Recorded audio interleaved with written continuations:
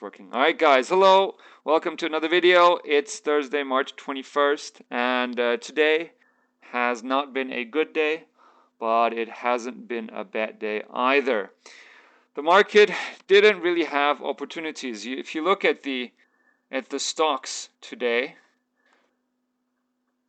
with the Solo is kind of like going sideways. Scon is a little bit of an exception, but what you can see is, just like in the last few days, that pre-market actually, pre-market is something I should talk about. Pre-market is very strong. Look at SPI. Let me just bring this up because it's such a remarkable thing to behold. See, look at this from pre-market between 8:15 and then the market opening 9:13. It went from 330, 340, let's say, 340 all the way to a high of 714, and that is all pre-market. That is an immense 150% rise. In fact, from their start, which was 275, that's 150%. From here, it's roughly 100%. So in any case, it's a massive rise pre-market, which makes me think that probably I should check out pre-market more often. I did trade this one pre-market here for a very tiny trade, $22, but that was my only good trade today. I had 3 trades altogether, and I went from, again, pre-market into the green like yesterday, and then as the market opened, going back into the red. But I managed disaster quite well, trading only 3 stocks, which is very rare. I only traded 3 stocks and only executed 10 executions, which means that my commissions will also be around 10, maximum $15.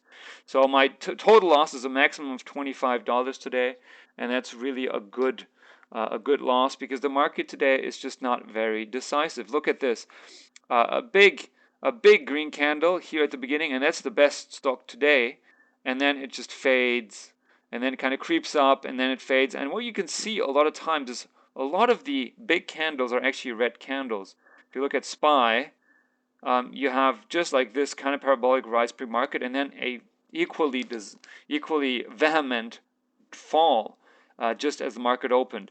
In fact, I missed one opportunity, the best opportunity today, and I felt really stupid because I took notes at the time, and this happened to me recently. So I had a couple of issues today where I missed opportunities by, well, taking notes, which is really annoying. This was the example which as the market opened, this stock went from 660 all the way to 730. So that would have been the opportunity for me. I could have scalped this here, let's say from 680, which is breaking to a new high green candle, 686 roughly. Gotten in at between, like, say 688, 690, and then I can sell in this scalp here for an amazing almost 40 cents altogether, which is amazing. I could have made a lot of money here, but this happened while I was taking my notes, and it's just really stupid. And then after, it flushed, and it didn't really show anything. If you look at this, big flush, small creeping up, a big flush, small creeping up, big flush, slow creeping up, big red candle, and then it started turning around slowly, but like creeping up a little bit, dropping a little bit, creeping up a little bit, dropping, creeping up a little bit, dropping, creeping up, dropping, creeping up, dropping. And this candle was still, this low was still a higher low than these lows. So I was thinking that, maybe if it breaks 510 here on this candle, because this candle had a high of 5.9, and if it breaks 5.9, say I said in my head, if it breaks 5.9 and I can see 5.10 on the ask, or at least at the on the bid, ideally on the bid, then I should buy and scalp it for, maybe just 5 to 10 or 15 cents. I didn't expect it to go very high, but it could give me a candle like one of these, which has at least a 10, 15 cent potential. So there's nothing wrong with that. And I said that in my head, and it flushed down to this low. And as it came back up, I don't know why, I just bought into this at 505. And I really don't understand why I did this, because this was, I mean, this was bad. I needed to break that previous high, just this in the recent 5 minute high. And it didn't go there, and I bought into it. And of course, that was too early, because then the pattern that I was expecting did not occur, because it didn't get even to start. So it faded, and luckily I got out really quickly, because this was just a disastrous trade. And as you can see, it kind of pops up a little bit, but then it goes even lower. So yeah, only 3 trades today, 2 of which were red, but very small red trades, so that's at least good. But yeah, the market just didn't give so many opportunities, and the other opportunities that I missed was because of buying power. I still had that issue here on SCON. I don't understand why. Um, I have margin, right? I have $2,000. So if I want to buy 1,000 shares of this, sorry, 500 shares of this, is just above $1,000. I should be able to do that, right? Well, I couldn't. It says insufficient buying power. Oh, here you can see it even. I tried later on as well. I tried here. Um, and I couldn't, and I don't understand why. So some stocks I can use margin to trade, and some stocks I apparently can't. Yesterday, the same thing with FCSC. So that was quite frustrating, because I missed this nice jump of what was it, 244. I mean, it was just like 10 cents, but 10 cents is better than nothing. And it looked good anyway, but I didn't get into this. So yeah, and the second one was, and that was this move right here, another opportunity that I missed, and there were a couple of other smaller opportunities that I missed because of this reason. But I was watching it. Let me just get this bigger. I was watching this um, as it was breaking to the why was I watching this? I think it had news or something, and I saw this here breaking this recent high, and I thought, oh, maybe this can grow. And this is the high of day pre-market, which is 214, 215. So that's a little bit high. So I'm insecure. I'm not confident in this trade.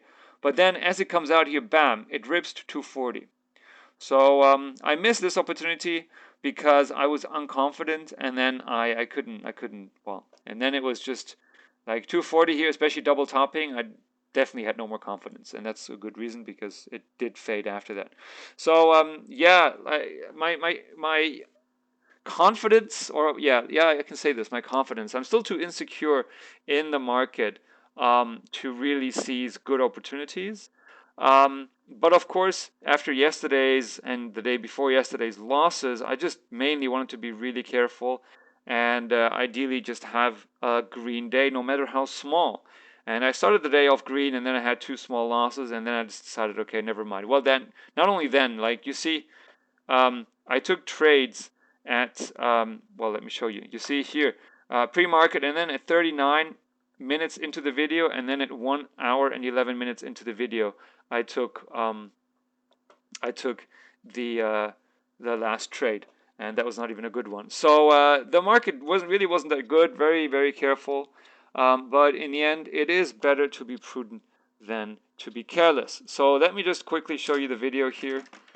You see, obviously, I had this trade here. The market opened, and I was taking notes. And here, let's actually watch this. Why not? It's kind of, and there it breaks. Bam! So fast. And I didn't see it. I only got my mouse here when it was already through, and that was it. And then, of course, it breaks a little bit higher, but that's the high then. And after that, it starts flushing like mad. So yeah, missed that opportunity. Could have made some money on it. Here, yeah, this trade. Okay, so we see here how it's breaking to new highs, right? Breaking over this previous high of day. And let's go back a little bit, because I want to focus on well, what just happened? Volume. So you see, is it even this one? I don't know. I know it's not even this one. So I was expecting this to break to even higher levels, but it did have a very big seller at 98. So I eventually it starts fading, and I get out. Of course, after I get out, it kind of does the move to 98, the kind of move that I was expecting. Except that I was expecting it to break over 5, but well, 95, we didn't see the 98 seller, I believe. 92, 95, 97, 98, 26. Okay. Well, the thing is, it's not that big of a seller, but there's just not enough buyers, and that's the story this week. There are just not enough buyers in this market, so that's why the volume doesn't come in and the momentum doesn't come in. All right. Anyway, let's skip to the last trade at 111, which was my bad trade, where we can watch level 2 here. As you can see, okay, 505, 509 has a little bit of a sell wall, a small sell wall, not too big. Um, Roughly, I think at the high it was 3,000 shares. But I had my plan as soon as it breaks. Let's go back here. Yeah, so you see here the high was 509. Let's go back a little bit even more. So it hits 509. There's roughly 3,000 shares of sellers. And they get chipped off a little bit, but then it fades because there's not enough buyers. And the idea was if it breaks 510, if it breaks through this small sell wall at 5.9, there's a chance of it going at least 10 cents, well, not really at least, but like maybe 10 cents, and I can make a small profit. But I got in too early, and I don't really know why I did that. Luckily, I realized my mistake early on, and I got out immediately, and that was a good decision. So yeah, um, not really a good day today, but definitely not a bad day either. So I can conclude that it's still better to be prudent than to be careless when the market is this indecisive. So yeah, guys. All right, guys. I wish you a good day, and I'll see you tomorrow. Bye bye.